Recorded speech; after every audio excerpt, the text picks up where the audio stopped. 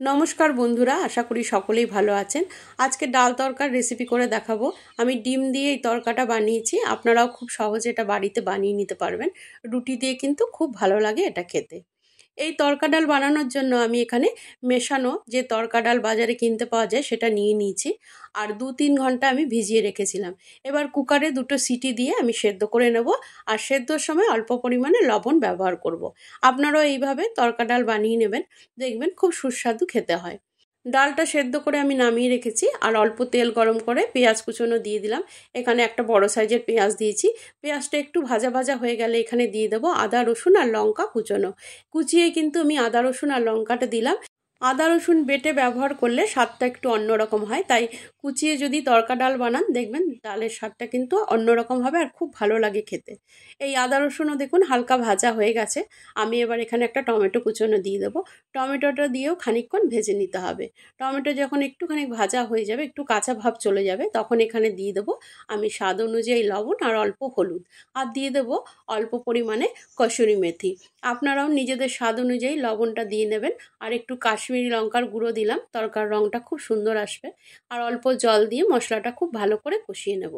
মশলাটা কষানো হয়ে গেলে যখন তেল ছেড়ে আসবে তখন এক সাইড করে দিচ্ছি। আর 2টো ডিম আমি ফেটিয়ে রেখেছিলাম সেটা দিয়ে দিলাম। এই ডিমটা একটুখানি সময় ওয়েট করে তারপরে খুন্তি দিয়ে একটু নাড়াচাড়া করে ভেঙে নেব। একটু ঝুড়ো ঝুড়ো হয়ে যাবে ডিমটা, তারপরে মশলার সাথে মিশিয়ে ভালো করে একটুখানি ভেজে নেব। মশলার সাথে ডিমটা যখন ভালো করে একটু ভাজা হয়ে যাবে সে সময় সেদ্ধ করে রাখা তরকা ডালটা এখানে দিয়ে দেব। এইভাবে যদি ডিমটা আপনারা মিশিয়ে দেন তাহলে দেখবেন কোনো ঝামেলাই হয় না আলাদা করে ডিম ভাজার। এবার এখানে আমি সেদ্ধ করে রাখা তরকা ডালটা দিয়ে দিচ্ছি। আর তরকা ডালটা খুব ভালো করে এই মশলার সাথে মিশিয়ে নিতে হবে। মশলার সাথে ডালটা মিশিয়ে দেওয়ার পরে এখানে 2 কাপ পরিমাণ আমি জল দিলাম। আর জলটা গ্রেভির জন্য দিলাম, আপনারাও নিজেদের প্রয়োজন অনুযায়ী জলটা দিয়ে নেবেন। এবার এখানে আমি দিয়ে দেব তরকা মশলা। বাজার থেকে কেনা সানরাইজের তরকা মশলা আমি ব্যবহার করছি। 2 চামচ তরকা মশলা দিয়ে দেবো। আপনারা যদি এই মশলাটা ব্যবহার করে তরকা বানান দেখবেন তরকার স্বাদ কিন্তু খুবই ভালো আসে। আমি এবার মশলাটা খুব ভালো করে মিশিয়ে দিচ্ছি আর 2-3 মিনিট একটু ফুটিয়ে নেব মশলার সাথে। তাতে গ্রেভিতে মশলার গন্ধটা খুব সুন্দর করে কভার হয়ে যাবে। আর একটুখানি আমি দেখে নিয়েছিলাম লবণ প্রয়োজন ছিল, লবণ দিয়ে দিলাম। আর হালকা একটু আমি চিনি দিয়ে নেব। আপনারাও নিজেদের প্রয়োজন অনুযায়ী লবণ চিনি দেবেন। আমার গ্রেভিটা কিন্তু হয়ে গেছে। আমি নামানোর আগে অল্প একটু বাটার আর একটু চেরা কাঁচা লঙ্কা দিয়ে দিলাম, তাতে গন্ধটা খুব ভালো আসে। বাটারটা একদমই অপশনাল, আপনারা নাও দিতে পারেন। বাটারটাও ভালো করে মিশিয়ে দিলাম। আর ঠিক নামানোর আগে আমি দিয়ে দেবো উপর থেকে ফ্রেশ ধনেপাতা কুচোনো। ধনেপাতা কুচোনো দিয়ে আমি এই তরকাটা নামিয়ে নেব।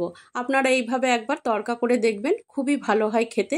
যদি ভালো লাগে আমাকে কমেন্ট করে জানাতে ভুলবেন না। আর ভালো লাগলে একটা লাইক করবেন, বন্ধুদের সাথে শেয়ার করতে ভুলবেন না। আমার চ্যানেলে নতুন বন্ধু হয়ে থাকলে সাবস্ক্রাইব করে আমার পাশে থাকার অনুরোধ রইল। তাহলে এই তরকা ডাল একদমই কমপ্লিট হয়ে গেছে। আপনারা এইভাবে বানিয়ে নিন আর রুটির সাথে খান, দেখবেন একটা রুটি বেশিই খেতে হবে। আজ তাহলে এই পর্যন্ত। আবারও দেখা হবে অন্য কোনো রেসিপির ভিডিও নিয়ে। সবাই সুস্থ থাকবেন, ভালো থাকবেন। নমস্কার।